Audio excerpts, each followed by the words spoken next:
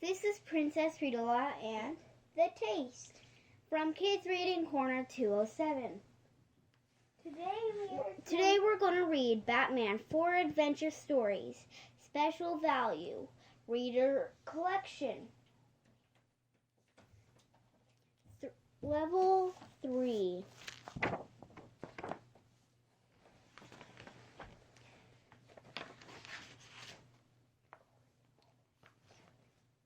Time Thaw. Chapter 1. Creature Feature. Bruce Wayne was one of the richest men in Gotham City. He lived in Wayne Manor, above a secret cave, the Bat Cave.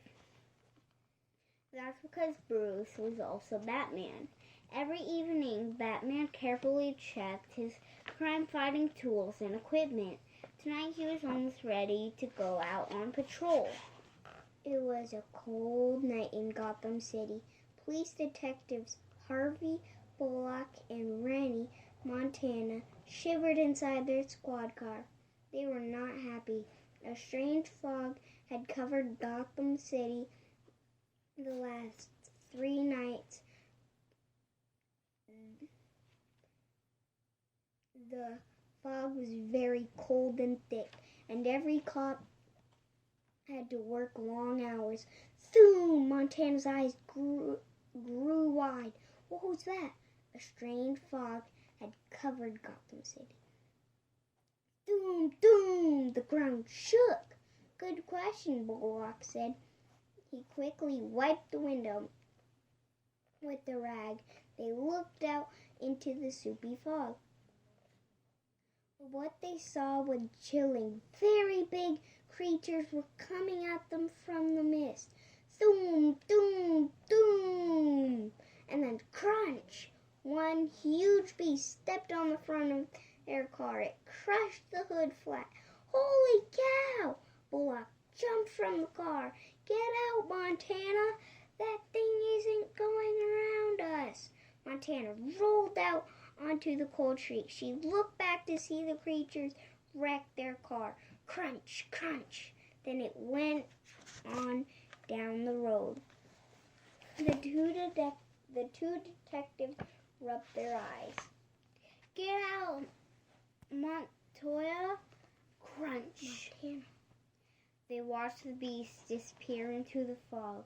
The enormous creatures looked like mastodons, giant sloths, and woolly mammoths. But those prehistoric creatures had been extinct for thousands of years, since the Ice Age. Chapter 2, Fog Factory. Aboard the bat plane, Batman investigates. This fog was not natural. As the mist rolled in for a third night, Batman, the Dark Knight, was in his plane. He was flying over the ocean. Batman knew something was wrong.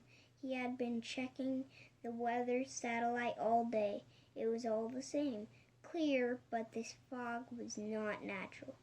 Fog was coming from the east. That part of the ocean was dotted with small islands. Maybe these islands held the answer to the fog. Sure enough, on one rocky island he spotted a huge factory. Several smokestacks poured out big clouds of thick, cold, man-made fog. The only place to land was the factory roof, but Batman turned on the landing gear and set the plane down. He stepped outside the plane. Frost crunched under his boots. The smokestacks were covered with 4 inches of ice. Just then, Batman's radio buzzed. Commissioner Gordon was calling him. Batman, it's the craziest thing, Commissioner Gordon said. We've been invaded by a pack of prehistoric animals. We need you. I'll be there in 15 minutes. Batman turned to the Batplane.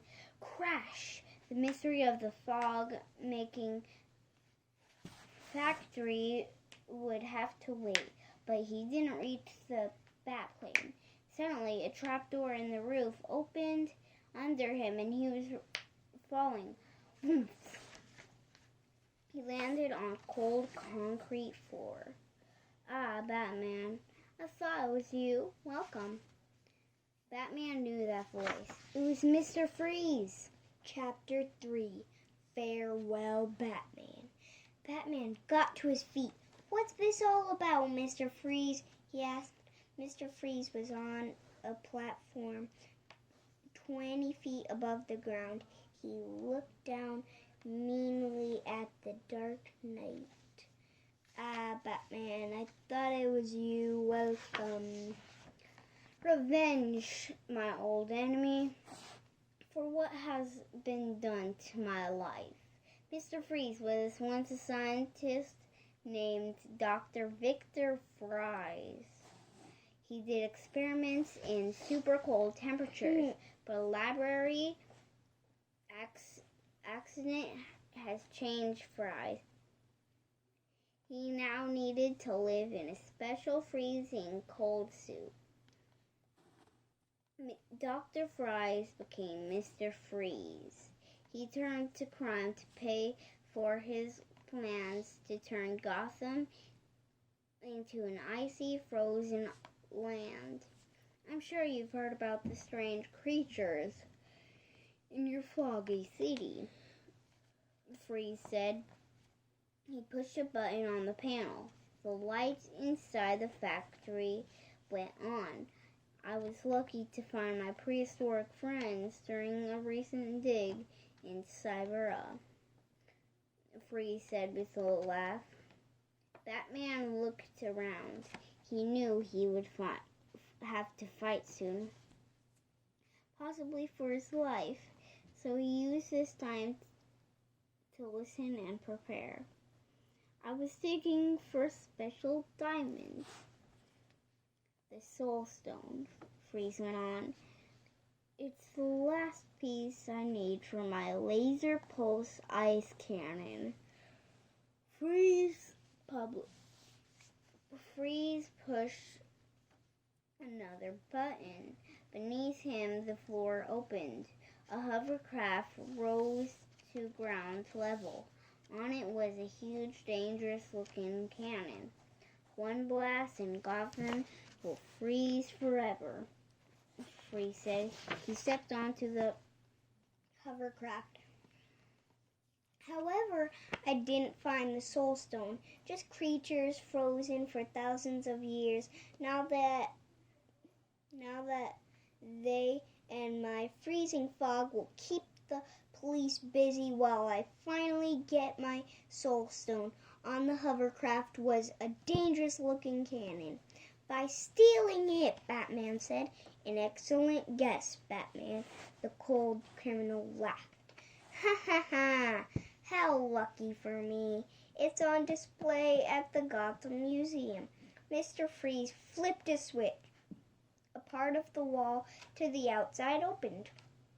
Batman ran after the hovercraft. Mr. Freeze flipped another switch. Another part of the wall opened.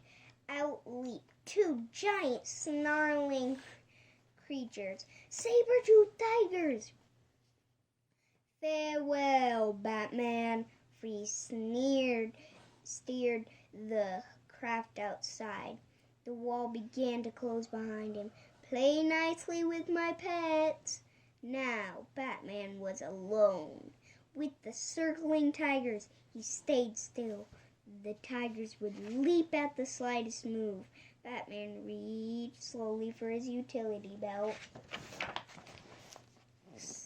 Snarl, growl. That was all it took. Growl. A tiger roared and leaped. It hit Batman hard, knocking him backward. Batman backflipped away from the tiger's slashing claws. With his last flip, he leaped over the growling beast. The second cat was waiting. Batman was forced to kick it in the head. The tiger was briefly stunned. Then Then Batman ran as fast as he could toward Mr. Freeze's platform. But the tigers were faster. One of them slammed him down from behind. Batman rolled onto his back as the cat slashed at him with razor-sharp claws. Would that moment be the end of the Dark Knight? Chapter 4, A Quiet Mist. Batman grabbed a gas capsule from his utility belt in one quick move. Batman grabbed a mask and a gas capsule from his utility belt. He covered his mouth and nose with the mask. Then he threw the capsule to the floor. A thick mist rose from the capsule. The knockout gas had worked. The two giant cats kneeled over and passed out. The knockout gas had worked. The sleeping tigers were now as harmless as kittens. Batman climbed to the roof. Mr. Freeze was way ahead of him, and Batman needed to get to the Batplane as soon as possible. Batman skidded to a stop on the icy roof. He saw that Mr. Freeze had done one last thing before escaping. The Batplane's engines were frozen solid. Chapter 5, The Mammoth in the Museum. Meanwhile, at the Gotham City Museum, Mr. Freeze had planned perfectly.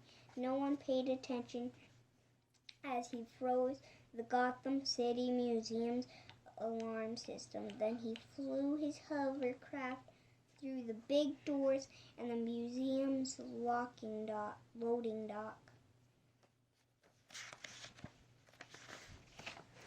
Inside, Freeze found the Soul Stone.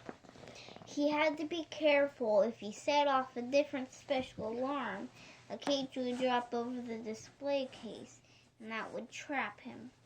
Luckily, a quick blast from his freeze gun silenced the alarm. The Soul Stone was his.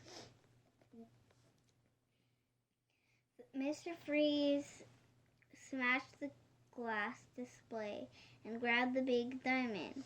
With this, his cannon's laser would be much more powerful. Soon, Gotham City would be in ice forever. The Soul Stone was beautiful, as delicate as a snowflake. He held it up to admire it. And then, whap! A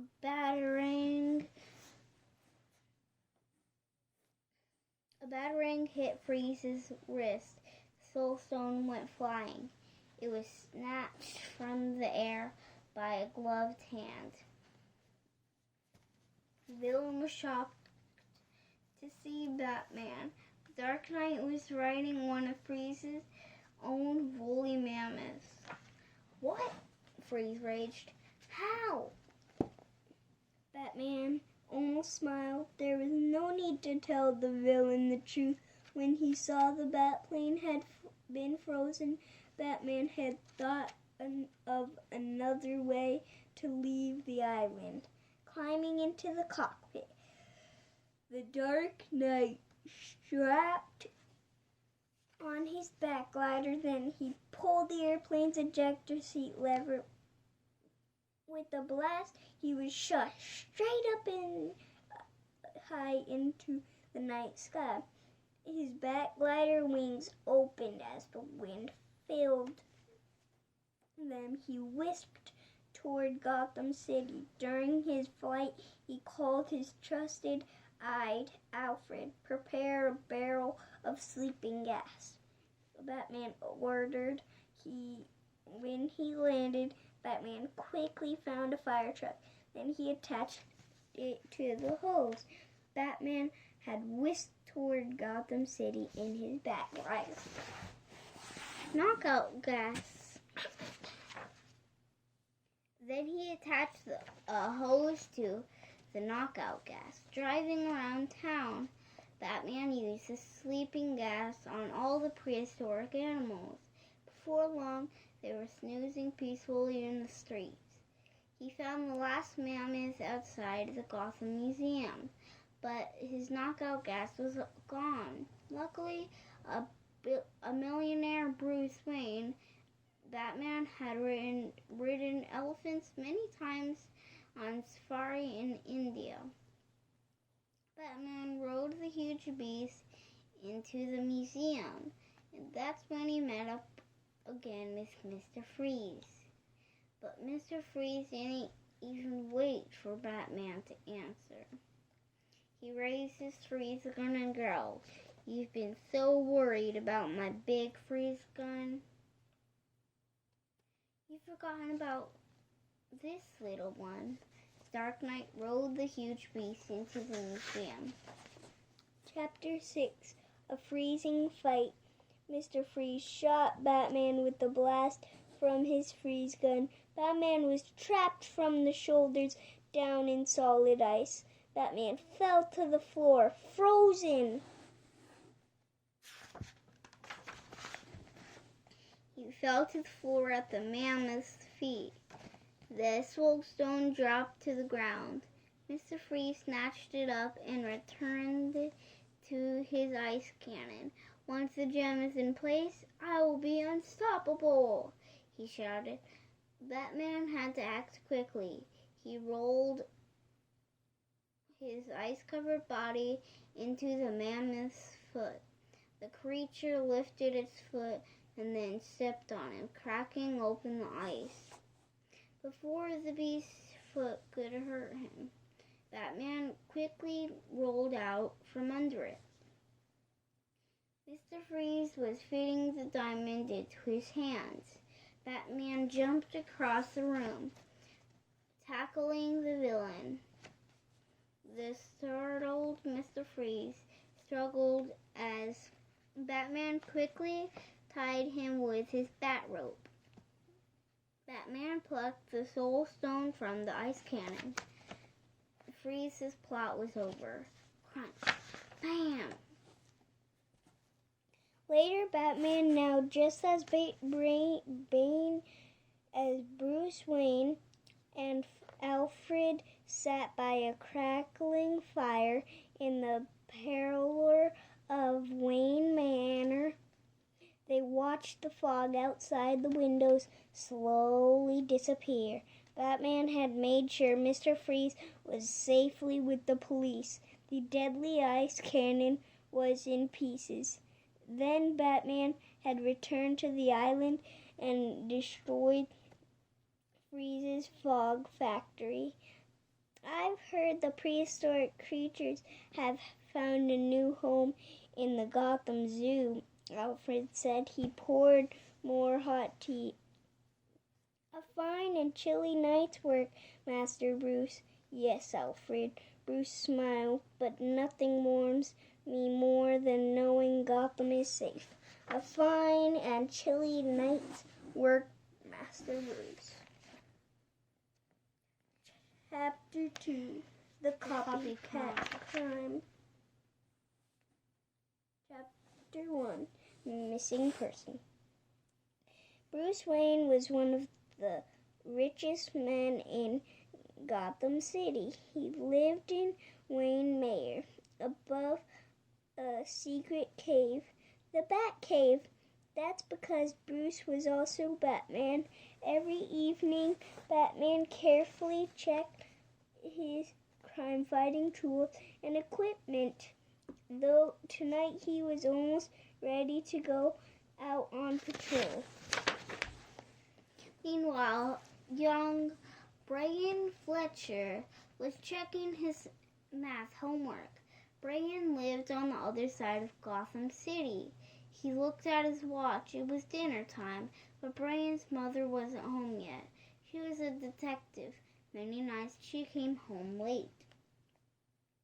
Brian went to the refrigerator. He took out the peanut butter, the jelly, and the bread. He made 2 sandwiches. Brian poured himself a glass of milk. Then he sat down to dinner alone. 2 hours later, Detective Fletcher walked into her house. "Brian," she called, but Brian didn't answer. Detective Fletcher went into the kitchen. She saw a plate with crumbs and an empty glass of milk from Brian's dinner. Brian! Brian! She called again. Still no answer. Detective Fletcher ran into Brian's room. On his bed, she found the note. It read, "What is the tallest building in Gotham City?" A random note in the form of a riddle, cried Detective Fletcher. That could only mean the Riddler. Detective Fletcher called her captain. The Riddler had kidnapped Brian, she cried. I found a riddle on Brian's bed. It said, "What is the tallest building in Gotham City?" The tallest building in Gotham City is the Wayne Enterprises building, said the captain. I'll get some squad cars over there right away. Meet me there. The Riddler has kidnapped Brian. What is the tallest building in Gotham City? Chapter 2. Riddle me this. Brian must know but where to be found. 6 squad cars surrounded the Wayne Enterprises building. All night long, the police officers searched the building, but Brian was nowhere to be found. After 22 hours, Brian was still missing. Detective Fletcher met with Commissioner Gordon. Please find my boy, she begged. We're doing everything we can, said the commissioner. A third voice added, and we'll do more. Detective Fletcher jumped at the sound. She thought that she and the commissioner were alone. Then someone stepped out from the shadows of the alley. It was the crime fighter Batman. We need your help, Batman, said Detective Fletcher. I found this note on my son's bed. We've searched every inch of the Wayne Enterprises building, but we haven't found him. Batman looked at the note. This looks like the work of the Riddler. That's what we thought, said the commissioner, but the Riddler was in jail when it happened. This looks like the work of the Riddler. Chapter 3. A Doubtful Duo. We've asked the Riddler to help us find Brian, the commissioner said to Batman. The commissioner led Batman and Detective Fletcher to a police car. The sly Riddler was inside. Hello, Batman, the villain grinned.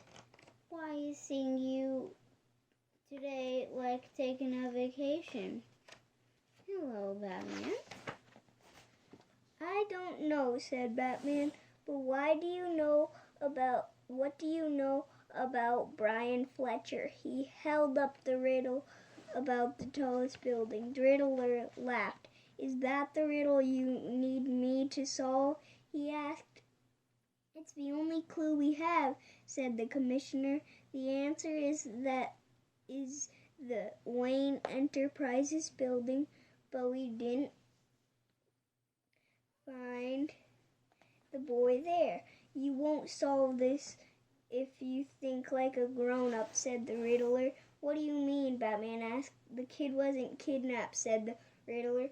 I bet he ran from home. He's the one who wrote that riddle. Do you know where we can find him? Asked Detective Fletcher.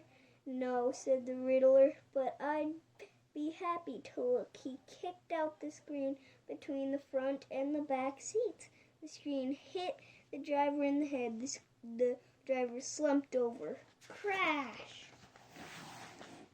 Screech!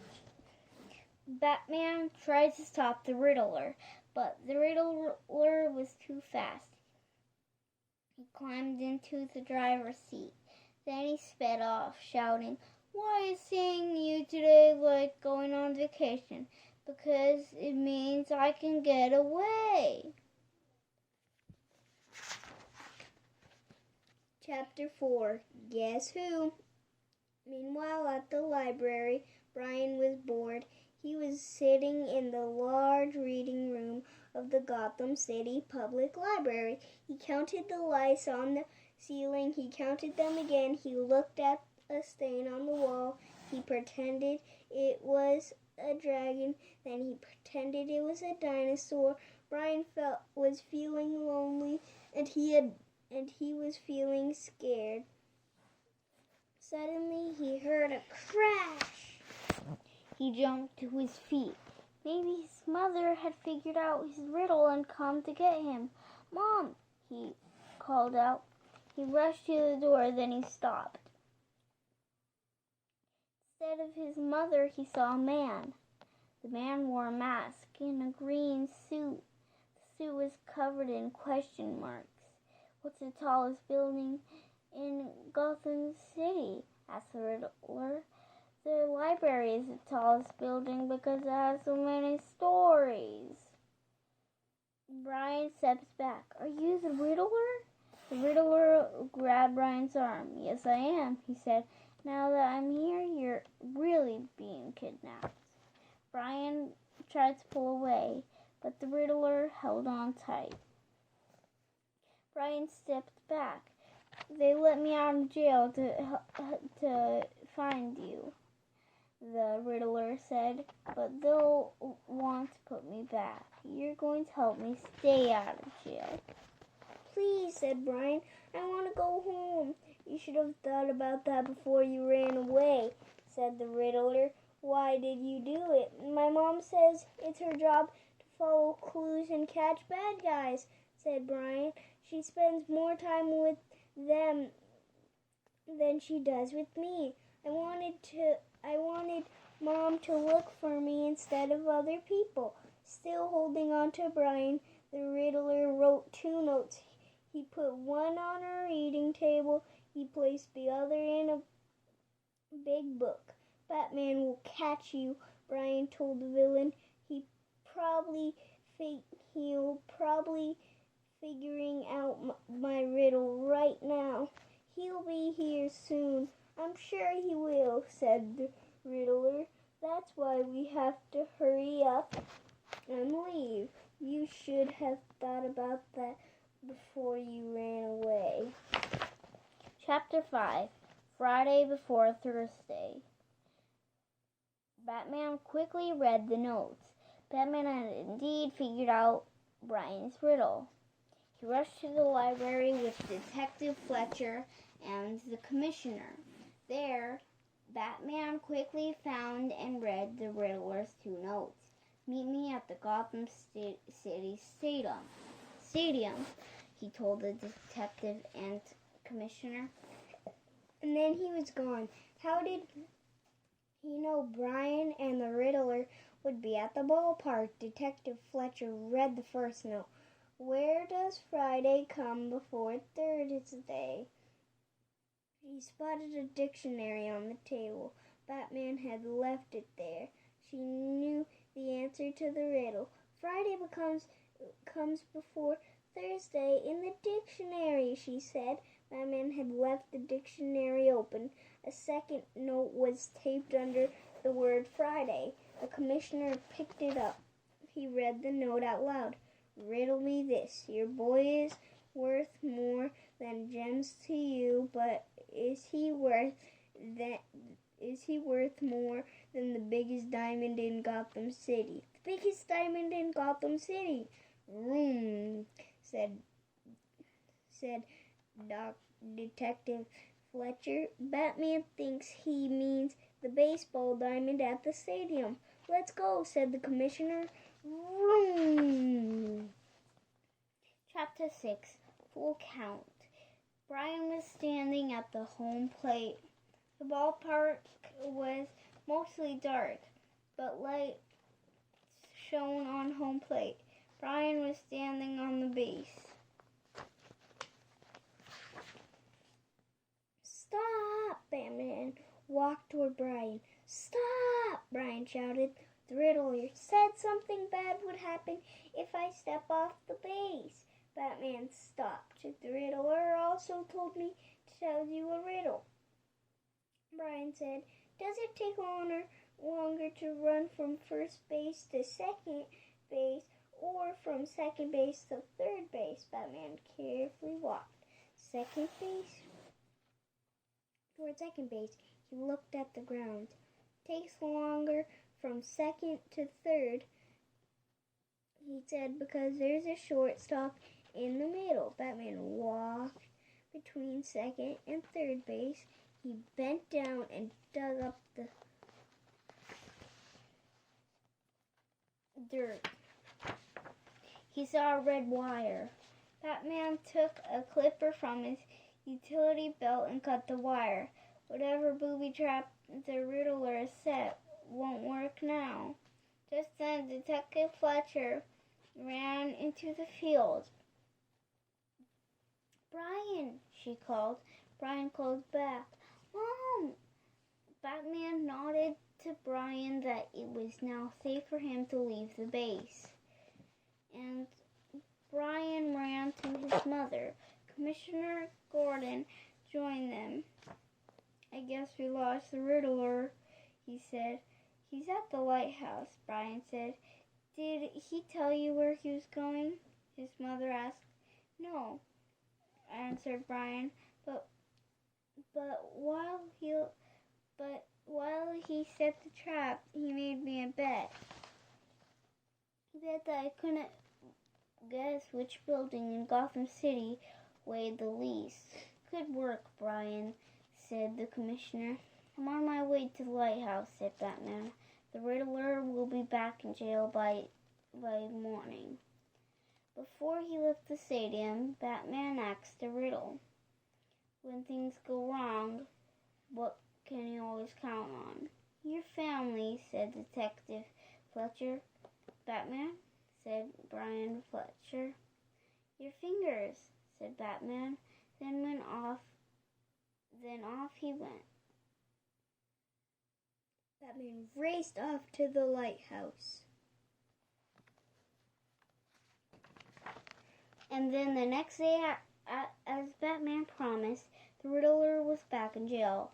But for how long? The Riddler was back in jail, but for how long? The Mad Hatter. Chapter 1. Now you see it, now you don't. Bruce Wayne was one of the richest men in Gotham City. He lived in Wayne Manor above a secret cave, the Batcave. That's because Bruce was also Batman. Every evening, Batman carefully checked his crime-fighting tools and equipment. Then he would go out on patrol. "Ice cream, get your ice cream here." It was sunny in Gotham City today, and Benny Denise was feeling happy. Benny sold ice cream from a cart. He pushed the cart through the streets of downtown Gotham City. Benny loved being outdoors. He loved selling sweet treats to people. Benny loved his clean white uniform. Most of all, he loved his peaked cap. It was almost like an army officer's hat. "I'm a general in the ice cream army," Benny thought, and he smiled. Benny pushed his cart past Gotham Square Park. There he saw something tall. It was covered with a big cloth.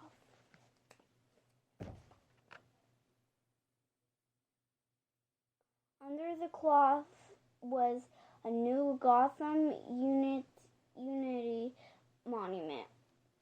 Benny had read about it in the newspaper. The monument had names on it of cities from all over the world. On Friday, Gotham City was going to show off the monument. A special top piece would be added then. It would be made of glass. It could hold treasures from those great cities. Benny liked this idea. He smiled wider. Then a pretty blonde girl waved to him. She wore a blue dress and a white apron. Benny thought she looked like Alice from Alice in Wonderland. I'd like a green ice pop, please, the girl said sweetly. Not many people liked green ice pops. Benny bent over the cold box of his car and felt his hat slip off his head. He stood up with the green pop, but the pretty girl was gone, and so was Benny's beautiful white cap. Benny was sad and puzzled. Why would anyone take his hat? That evening, people all over Gotham City wondered the same thing. A bicycle messenger lost his helmet at a stop sign. A policewoman's cap disappeared while she directed traffic. A garbage man's cap disappeared while he emptied trash cans. A sewer worker, a tour guide, and a sign pointer had all lost their hats that day too. Someone was stealing hats. The people of Gotham City wondered why anyone would do that. They didn't know one of the city's worst bad guys had returned, the Mad Hatter. Chapter 2, Art History. A crowd gathered behind the watchman. Strange, but I like it. It was now nighttime in the Museum of Fine Art. A watchman was on duty. He stopped to look at his favorite painting. It was by an artist named Magritte. The painting showed a man wearing a black suit and a black hat. A large green apple floated in front of the man's face. Strange, but I like it, the watchman said to himself. Behind him, 4 people gathered silently. The blonde girl who had taken Benny Diaz's hat was there. 2 very large men stood beside her. They looked like twin giants in matching striped sweaters. The 4th person was the Mad Hatter. He had a bushy mustache and a tall hat. His smile beamed brightly. The Mad Hatter tapped the watchman on the shoulder. As the watchman turned from the painting, he saw the Mad Hatter standing behind him. Before the watchman could say a word, the Mad Hatter pressed a button on his hat. A bright yellow smoke squirted from inside. The watchman breathed it in and fell asleep. Out on the street, a dark, powerful car. There's a break-in. Send the police. A dark, powerful car drove silently by the museum. A man with a mask was inside the car. It was Batman. He spoke into a 2-way radio. This is Batman. There's a break-in at the Museum of Fine Art. Send the police. Batman had heard about the hat thieves.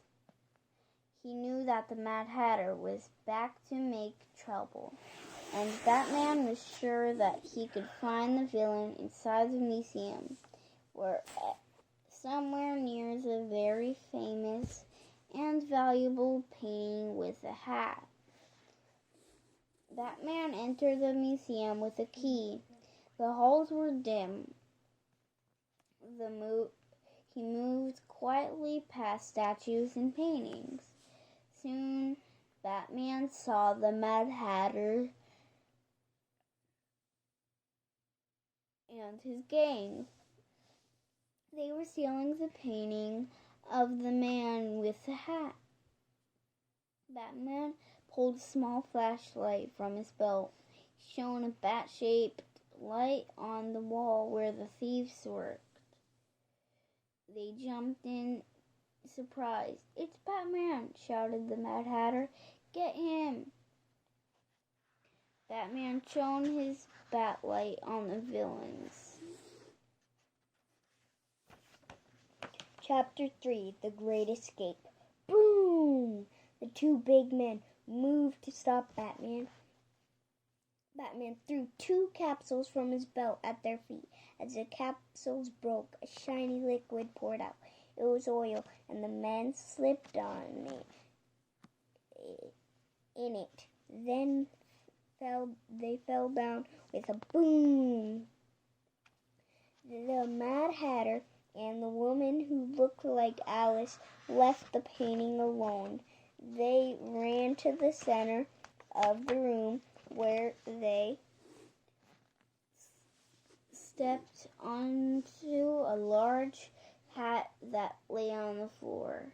Batman moved quickly, but the Mad Hatter's hat trick was even quicker. The hat lifted with large springs. The Mad Hatter and Alice bounced high into the air. They flew up and out a high window. Next time I won't be stopped, the Mad Hatter shouted. My next adventure will be my crowning glory. Batman watched them go. He knew he'd see them again. The police took the two big men away. Outside the museum, Batman and police detective Rennie Montoya spoke. These two are the Tweedle brothers, if you can believe it, Deed and Dominic. And Detective Montoya, those names are perfect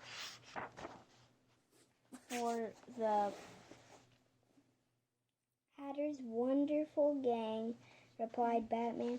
He has an Alice too. Detective Montana looked thoughtfully. Something bothered her. Do you think the Mad Hatter stole all those different hats today just for practice? She asked. Perhaps the Mad Hatter likes stealing anything to do with hats, answered Batman. Just like the painting tonight. Maybe it was his way of saying he was back.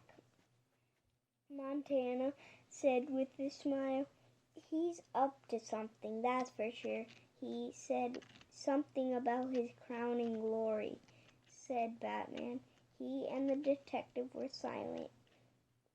They were thinking. On Friday, the British Crown Jewels will be at Gotham Center, said the detective, and a crown is a kind of hat that would attract the Mad Hatter, all right, said Batman.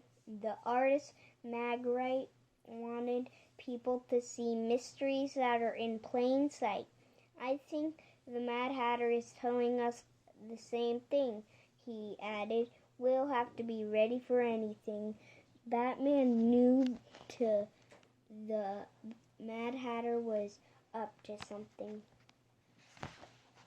Chapter 4, Hat Trick.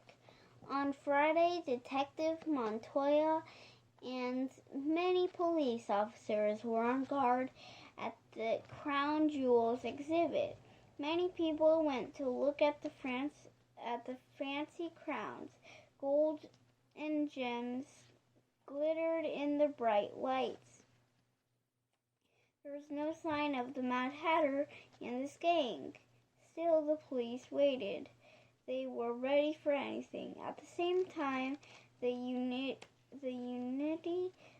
Monument was being unveiled across town. Important people spoke. The crowd cheered. The large cloth was lifted off the monument. Gotham City dedicates this monument to world peace, said Gotham's mayor. The crowd cheered louder. A tall crane swung the top piece into place over the monument. Inside, the many treasures sparkled. This special capstone makes our wonderful monument even greater, said the happy mayor. Meanwhile, a man in an ice cream vendor machine and cap pushed his cart through the crowd. He had a large and bushy mustache. He smiled as he looked at the top of up at the monument at its bright top. Also in the crowd, a policewoman strolled by. She had long blonde hair and looked a lot like Alice in Wonderland. She smiled too. A man in a sewers worker hard hat climbed from a manhole. He moved toward the crane that held the capstone. A bicycle messenger and garage man joined him. The three of them climbed into the crane's control cab. "What the?" said the surprised crane. "Gotham City Unity Monument." Meanwhile, crane operator. The three men tied up the crane operator. Before he could say any more, the men tied him up. Across the street, a sign painter in a beret looked up from his work and smiled. He had been sloppily painting a sign on a store door. Now he stopped. The painter waved to a man driving a bus. The driver tipped his cap and drove forward. The big red bus bumped onto the sidewalk and moved toward the monument. The crowd shouted, "No, watch out, stop!" People began running when they saw the bus moving toward them. The ice cream vendor hid his costume, tossed his white cap aside, and replaced it with a top hat. He was really the Mad Hatter. He chuckled nastily. Then the Mad Hatter pulled a handful of hats from his cart. He tossed a flowered hat toward the platform where the mayor stood with the important people. He tossed a baseball cap too. The hat squirted bright yellow smoke. The people close to the smoke fell asleep. Others ran away in fright. "The treasure in the capstone is mine!" shouted the Mad Hatter. "No one can stop me!" The crowd panicked. "No one can stop me!" Chapter 5. Had enough? Why do criminals always say that? The dark night towered over the Mad Hatter. A deep voice called out from above. Why do criminals always say that? The Mad Hatter looked around. Who had spoken? It was Batman. "Take the capstone, men," the Mad Hatter shouted angrily. "Leave this bothersome bat to me." The Mad Hatter grabbed another one of his knockout hats and got ready to throw it. At the same time, Batman swung down from a nearby building on his bat rope. He grabbed the large cloth that covered the monument. Batman tossed the cloth. It sailed down toward the Mad Hatter. It covered him like a blanket. "Let me out!" the Mad Hatter shouted. He struggled and strapped underneath, but Batman moved on.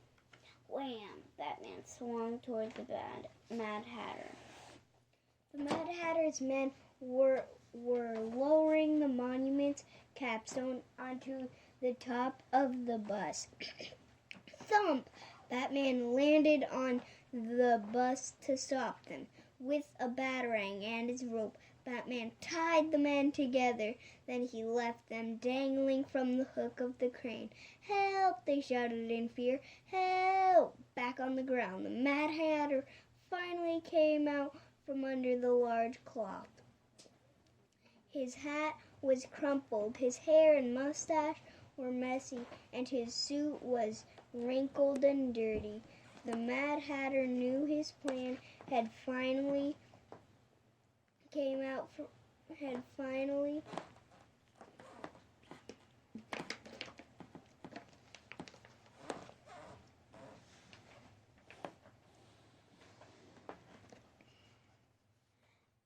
Back on the ground, the Mad Hatter finally came out from under the large cloth. His hat was crumpled, his hair and mustache were messy, and his suit was wrinkled and dirty. The Mad Hatter knew his plan had failed, but he hoped he could still get away. Still, Batman was right next to him. Before the Mad Hatter could run, Batman grabbed the tall hat. He pulled down hard. With the hat over his face, the Mad Hatter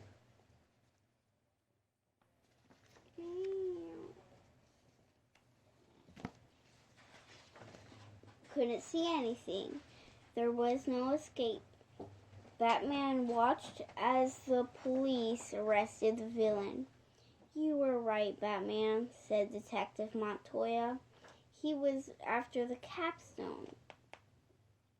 There had to be a reason to steal so many hats if he was planning an indoor crime.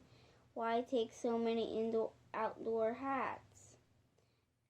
Batman said, and to the Mad Hatter, "A capstone is a kind of hat."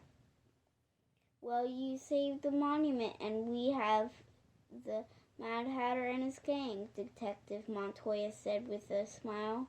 "Not quite the entire gang," said Batman mysteriously. Chapter 6.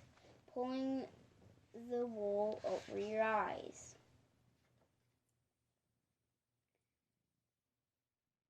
The girl who looked like Alice in Wonderland hurried from Gotham Square. Alice knew the Mad Hatter had been captured. She didn't want to be arrested too. She was still dressed as a policeman, so no one noticed her.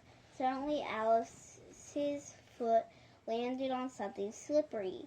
Her other foot skated too. "Whoops!" Alice cried. She looked down as she fell. She had slipped on 2 green ice pops. Nearby, Benny Denise stood hatless and smiling. He was holding 2 ice pop wrappers.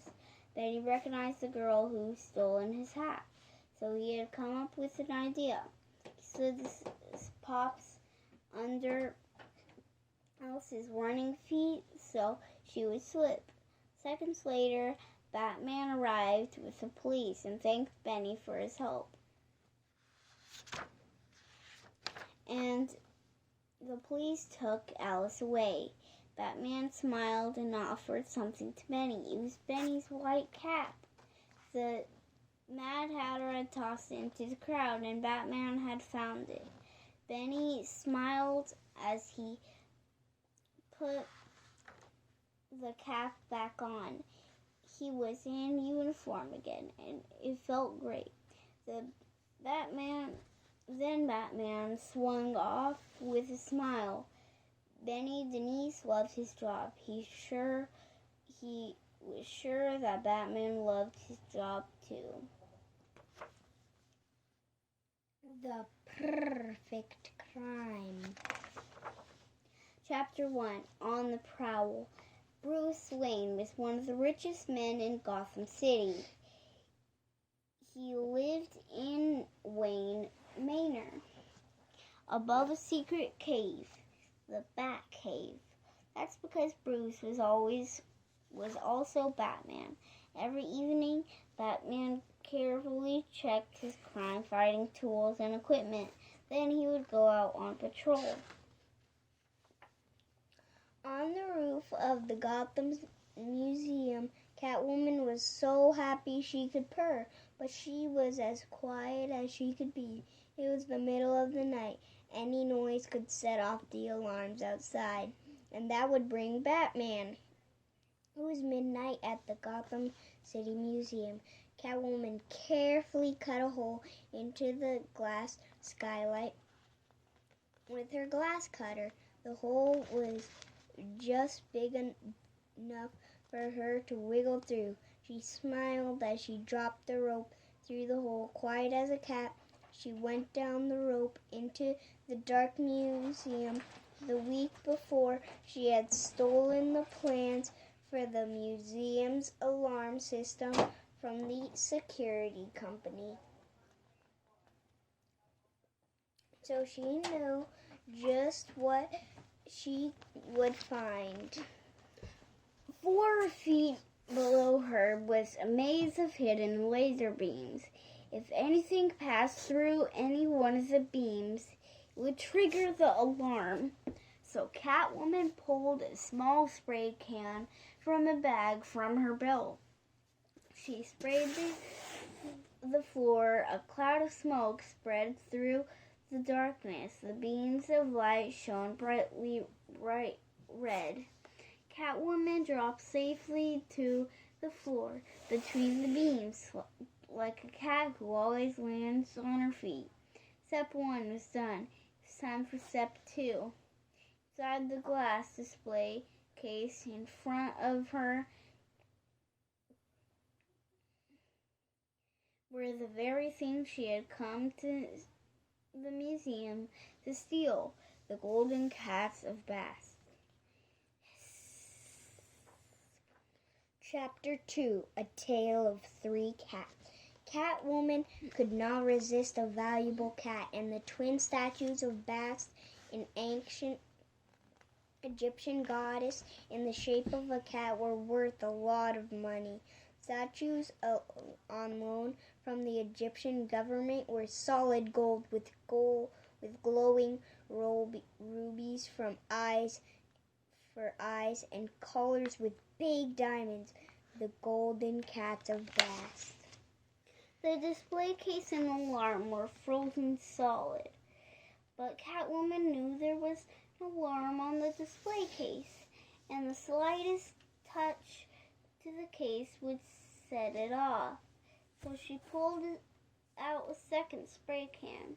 She sprayed the thick gas with a special freezing gas. A mist settled on the case. Within seconds, the case and the alarm were frozen solid. Catwoman tapped the glass. The case broke into pieces. With a happy purr, Catwoman picked up the first statue. Once Catwoman had been a lonely little girl named Selena Kyle, and cats were her only friends. Then she decided to become a supervillain. She chose the name Catwoman and dressed as a cat for her secret identity. Catwoman trusted cats, not people. Perfect, said Catwoman as she put her first statue in her pouch. But as she reached for the second one, she heard a familiar voice. Sorry to spoil your night, Catwoman.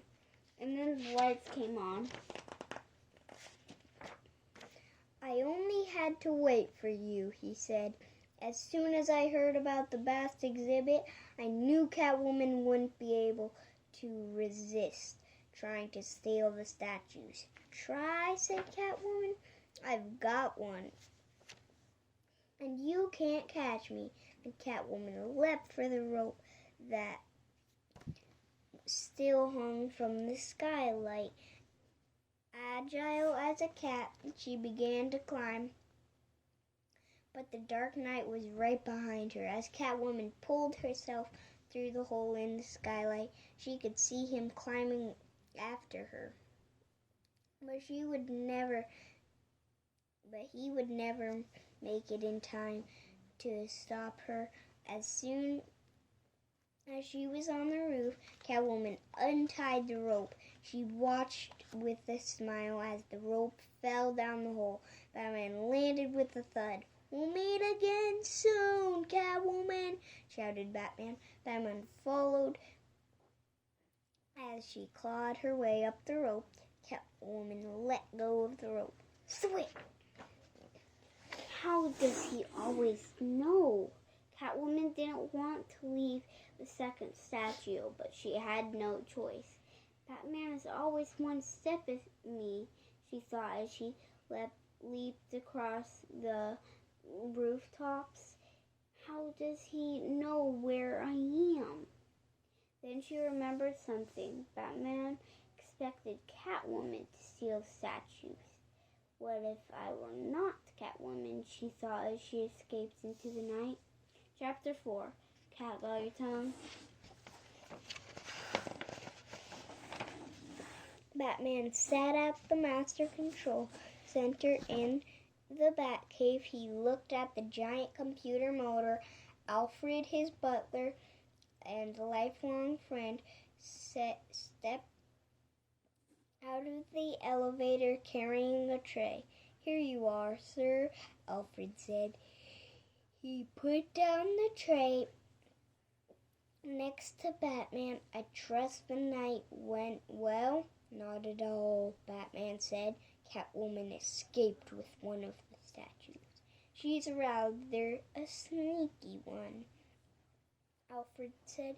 "Yes, she is," said Batman, "but I can usually guess where she'll strike next. She'll try to steal the second statue." "Of course," said Alfred. "She'll try," said Batman. "She'll certainly try. She'll try to steal the second statue. She'll certainly try." Chapter 5. Here, kitty kitty. 2 days later, Batman was at the Egyptian embassy in Gotham City, where the second Bast statue was being returned for safekeeping. In a while, an armored car would pull up in front of the building. Police officers would carry a safe with the statues inside it to the embassy. Batman knew Catwoman would try to steal the statue, but he was ready for her.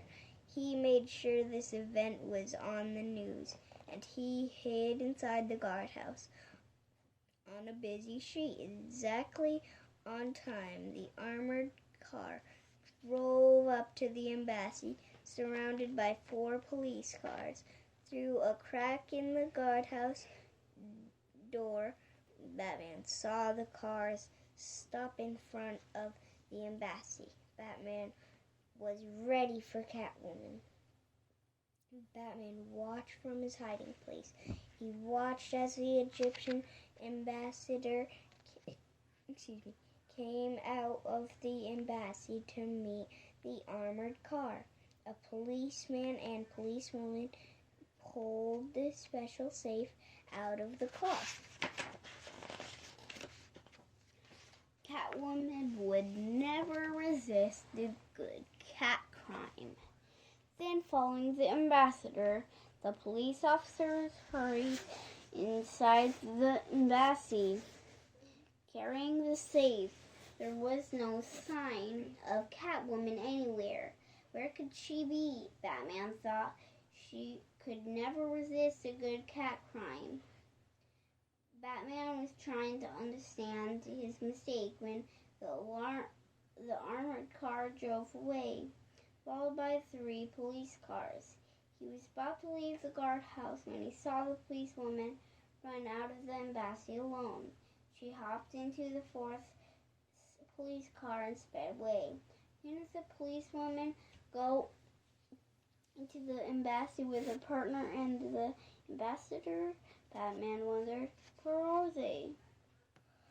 Screech! He rushed into the embassy and fell, wounded both men on the floor. The open safe lay between them. It was empty. Then Batman smelled knockout gas.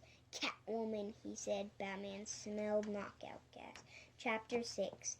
Cat's out of the bag. Catwoman had outsmarted Batman.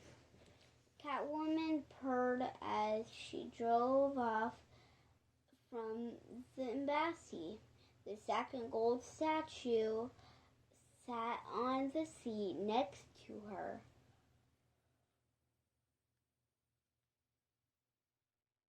She couldn't remember the last time she'd been this happy. She had outsmarted Batman, and now both the statues were hers. But how had she done it? Catwoman had realized she had to steal the statue not as Catwoman, but as plain old Selina Kyle. That morning, she had put on a policewoman's uniform over her costume. She had taken the place of a policewoman who was supposed to help carry the statue. Then she walked right past Batman. Catwoman knew Batman must have been near the embassy watching, but she also knew he had been looking for Catwoman, not Selina Kyle.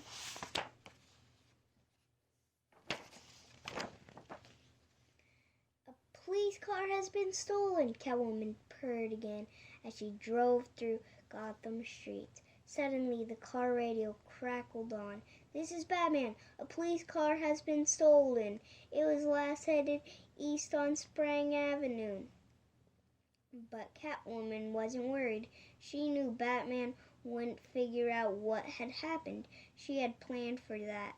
She had made several turns through the busy streets. She made sure no one was following her as she drove into a deserted alley. She had a plan. There, the feline felon threw away the stolen policewoman's uniform. She was Catwoman once again. Then, clutching the statue, she climbed a fire escape and ran across the rooftops toward home. Catwoman leaped across the rooftops toward home. Chapter 7, Catnap. Suddenly, the Dark Knight stepped from behind a chimney into Catwoman's path. "Batman!" she screeched, like a cat whose tail had been stepped on. "Nice try, Catwoman," Batman said. "Maybe you can run from the police, but you can't escape my bat tracker. It led me right to you." "Bat tracer?" Catwoman said, confused. Batman pointed to the gold statue. Catwoman turned it over. There she saw a small blinking object, an electronic tracking device. Batman said. "No!" howled Catwoman. She hissed and she threw the statue at Batman. Then she started running the other way. Batman caught the priceless statue with "You can't escape the bat tracer" one hand. With his other, he threw a batarang that wrapped a rope around Catwoman's feet. She fell down hard onto the rooftop. A moment later, the dark shape of Batman stood over her, snapping the bat cuffs on her wrist. "I thought I had finally outsmarted you," said Catwoman. "No matter what, Catwoman could not escape." "You almost did," said Batman, "but you should know better than anyone that leopard can't change her spots." The end. Thanks for listening. Read lots.